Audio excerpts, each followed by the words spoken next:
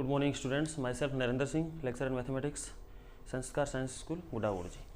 आज हम चैप्टर शुरू करने जा रहे हैं वेक्टर, सदिश।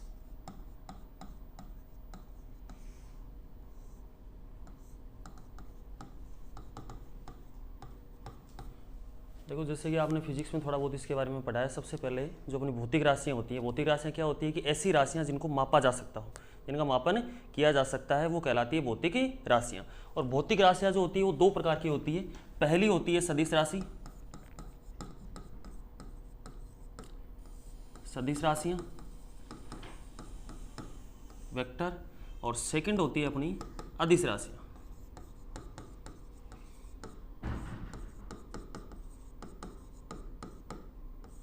भौतिक राशियाँ दो प्रकार की होती है, एक होती है सदिश राशि और दूसरी होती है अदिश राशि।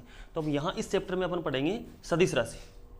तो सबसे पहले अपन ये देखते हैं कि सदिश राशियाँ क्या होती है और अदिश राशियाँ क्या होती है। अदिश राशियाँ वो भौतिक राशियाँ होती हैं जिनमें केवल और केवल, या जिनको व्यक्त करने के लिए केवल और केवल हमें परिमाण की आवश्यकता पड़ती है, वो कहलाती हैं अदिश राशियाँ। यानी यहाँ पे और सदिश राशियाँ वो राशियाँ होती हैं जिनको व्यक्त करने के लिए हमें परिमाण के साथ साथ एक निश्चित दिशा की भी आवश्यकता होती है, उसको कहते हैं अपन सदिश राशियाँ। जैसे इसके एग्जाम्पल अपन लेते हैं। सबसे पहले जैसे अदिश राशि की अपन बात करें तो अदिश राशि के अंदर आता है जैसे भार आ गया, द्रव्यमान आ गया, लंबाई आ गई। अब जैसे अपन भार की बात करें, अगर अपन भार की बात करें तो भार की कोई डायरेक्शन नहीं होती है। जैसे 5 kg है, 2 kg है, ये जो भार होता है इसकी कोई डायरेक्शन नहीं होती है। इसमें केवल और केवल इसका परिमाण होता है। केवल क्या होता है? इसका परिमाण होता है। तो अदिश राशियाँ वो राशियाँ जैसे द्रव्यमान हो गई, लंबाई हो गया, जैसे इसके अलावा दूरी हो गई, और भी एग्जाम्पल हो सकते हैं इसके, दूरी है, ये सारी की सारी जो राशियाँ होती हैं वो कौन सी राशियाँ कहलाती हैं? अदिश राशि।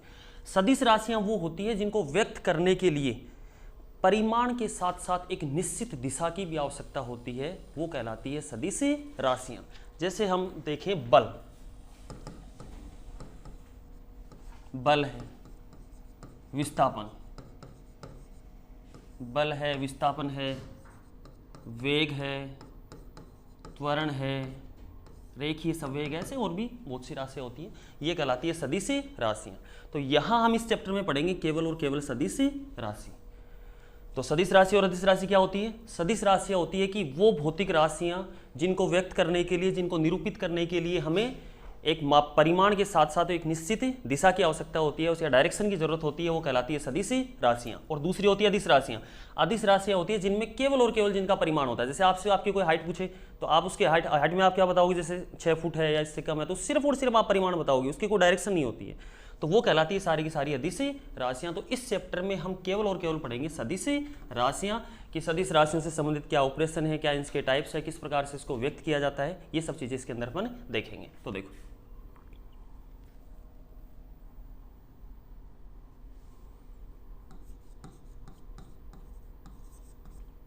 सदिश, इस चैप्टर में हमें केवल किसके बारे में पढ़ना है? सदिश के बारे में।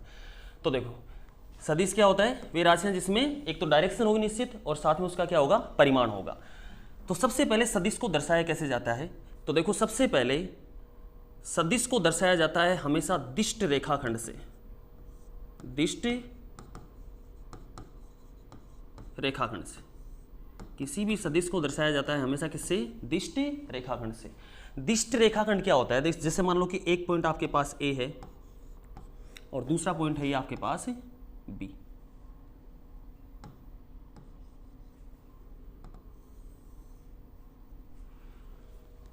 और ये है इसकी डायरेक्शन। तो दिष्ट रेखाखंड का ये कहलाता है प्रारंभिक बिंदु, ये कहलाता है प्रारंभिक बिंदु, और ये कहलाता है अंतिम बिंदु।